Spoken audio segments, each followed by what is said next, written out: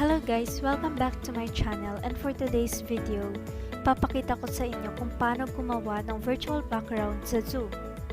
Okay, first, kailangan nyo pong mag-download ng Zoom app kasi magagamit nyo po ito in the near future kapag nagkaroon na po yung anak nyo ng online classes or mismong ikaw na for example in businesses, attending webinars like that, or for example you are a teacher, kailangan mo rin po ito para makapag-contact po tayo ng online classes.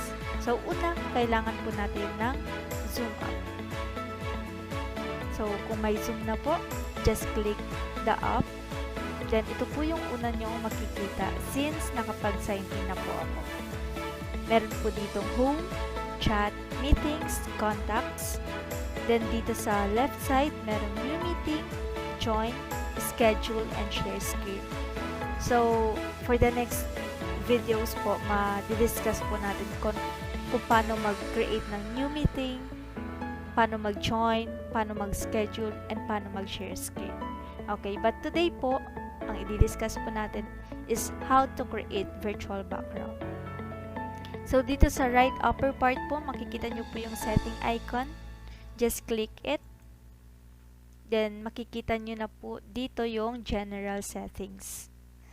Then, andito po yung video, audio, share screen, chat, virtual background, recording, profile, statistics, feedback, keyboard shortcuts, and accessibility. So, click lang po natin yung virtual background and ayan na po yung lalabas.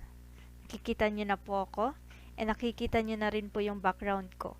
So, ang purpose po nito is para mas mapaganda pa yung ating background, para maganda sa paningin ng students, maganda sa paningin ng ka-conference natin, sa clients natin, and the like.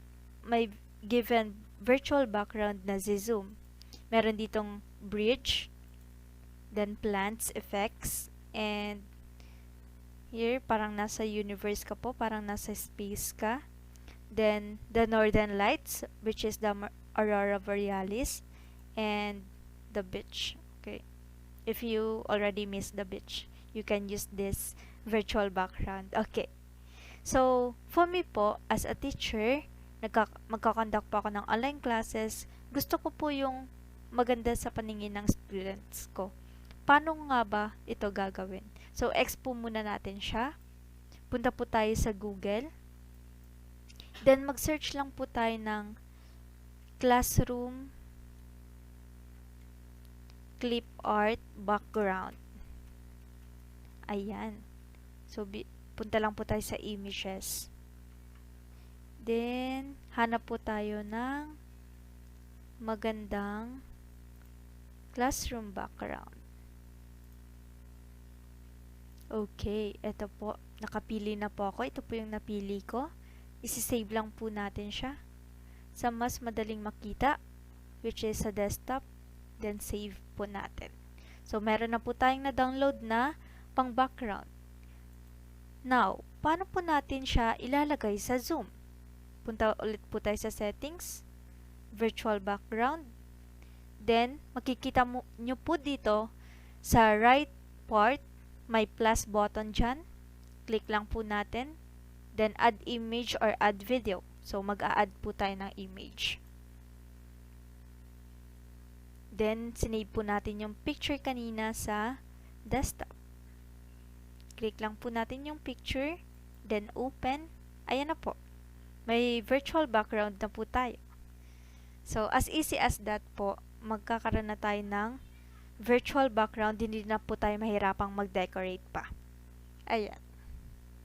So, that's it po. Hopefully, may natutunan kayo. See you on my next video. I-discuss pa po natin ng isa-isa ang mga features sa Zoom. So, see you on my next video.